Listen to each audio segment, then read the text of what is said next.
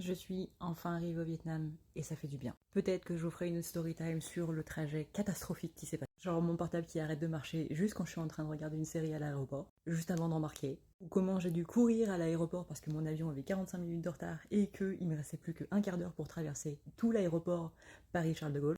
Peut-être qu'on en parlera. Tu connais la chanson, si ça t'intéresse, tu mets un petit pouce, un petit like, machin, blablabla, et on verra si y en a beaucoup si ça vous intéresse ou pas du tout. Mais je sais pas si ça le fait qu'à moi. Je pense pas que ça le fait qu'à moi. Parce que la majorité des personnes avec qui j'ai discuté qui sont allées au Vietnam avaient tous le même avis là-dessus. C'est que le Vietnam a un côté extrêmement reposant. Alors je suis franco-viet de mon père, du coup. Je pointe là-haut parce que je l'entends faire du bruit. Je l'entends marcher, peut-être que je l'ai réveillé. Donc il y a le côté racine, tout ça, ancrage, blabla, blabla, famille, tout ça. Mais tous ceux qui sont allés au Vietnam avaient tous ce côté où le Vietnam a un côté vraiment très très très reposant. C'est peaceful en fait ici. Alors je sais pas si c'est le côté du fait que le Vietnam a gardé énormément de traditions. C'est quand même un pays qui est très religieux, que ce soit la chrétienté ou que ce soit le bouddhisme. Ça a une grande place dans la vie des Vietnamiens. Mais il y a un côté qui est très reposant, très apaisant en fait. Et donc du coup, voici l'endroit où je dors pour l'instant. Je dis pour l'instant parce que je vais peut-être bouger. Alors ça a l'air grand comme ça. Pour une personne, effectivement, c'est grand. Pour ceux qui ont vu mes vidéos l'année dernière, ici vous avez une petite salle de bain. Voilà.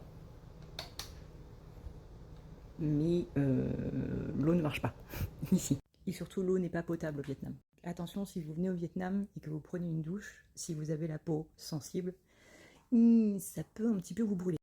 Mais oui, effectivement, la pièce a l'air assez grande.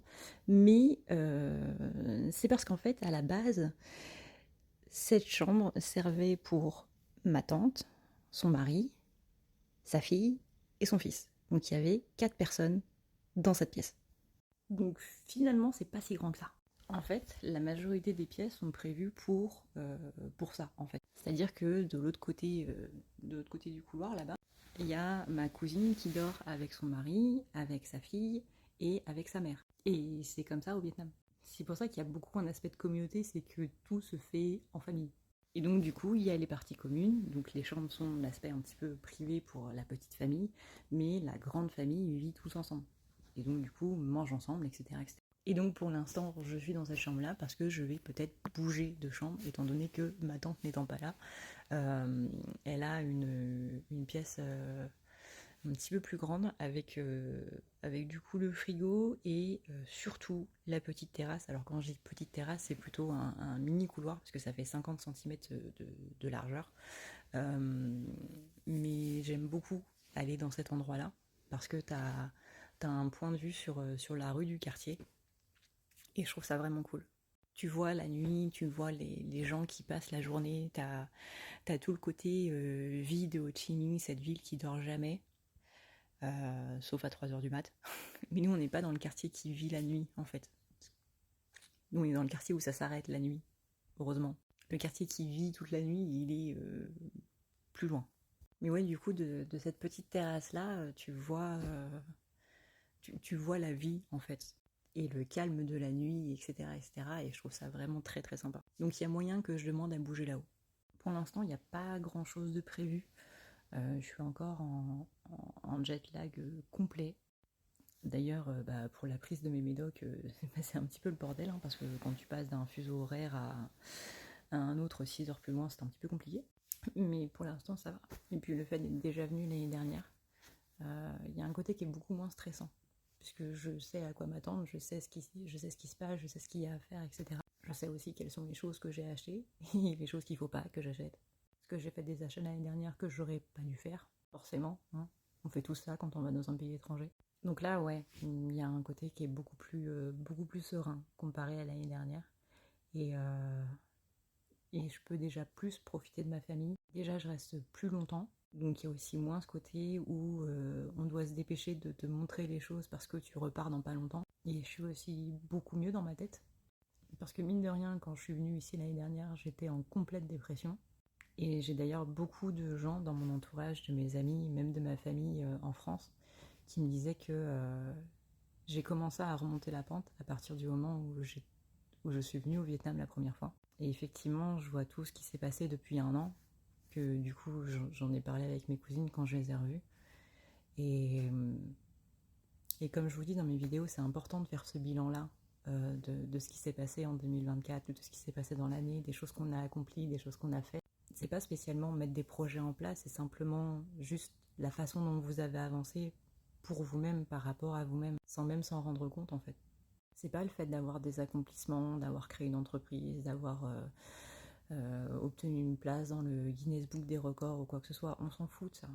Que ce soit le simple fait d'être sorti de l'état de survie, le simple fait d'essayer d'en sortir, le simple fait de faire des choses pour soi-même, le simple fait de faire des petits pas vers soi, bah c'est déjà énorme. Donc voilà, je vais essayer de vous faire des petites vidéos comme ça parce que, bah, mine de rien, hein, je suis sur YouTube depuis 7 ans. Ça fait vachement longtemps en fait.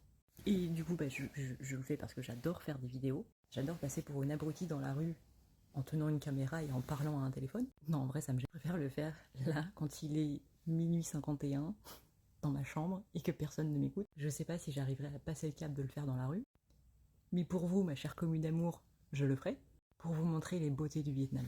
Alors ce sera pas spécialement des paysages, parce que moi du coup je suis dans la ville. Encore une fois, Ho Chi Minh est considérée comme la ville qui dort jamais. Enfin l'une des villes qui dort jamais. Parce que Hong Kong, Shanghai, Ibiza et compagnie sont quand même pas mal dans le palmarès aussi. Et voilà, j'essaierai de vous montrer un petit peu les coins, les endroits sympas, etc. etc. Demain, avec mon père, on va voir le nouvel appartement de ma cousine. Parce que du coup, c'est un immeuble qui est neuf, sauf que les constructions vietnamiennes sont un peu bâclées. Bon, je pense que ça se voit. Hein. Genre, là, s'il y en a un qui regarde les joints, je pense qu'il y a plusieurs personnes qui sont en train d'hurler là. Ou de cette vis là qui est en train de dépasser de 5 cm. Et je ne vous montrerai pas la salle de bain parce que le système électrique est à côté de la douche. Donc du coup, mon père va aller regarder un petit peu tout ça et va faire quelques petits travaux dedans. Enfin, des travaux légers, hein, parce que, bon, n'oublie pas qu'il a un handicap. Mais au moins voir ce qui peut être fait, quitte à appeler des entreprises derrière pour le faire, quoi. Ce qui me fait marrer, c'est que...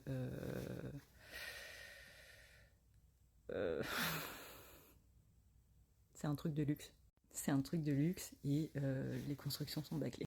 Mais ouais, je vais essayer de vous faire des petites vidéos. Je sais pas encore si je vais les monter, les assembler toutes et faire une grosse vidéo ou faire juste des petites vidéos comme ça de temps en temps. Je pense que je vais plus faire des vidéos comme ça de temps en temps. Et puis voilà, dans tous les cas, on verra.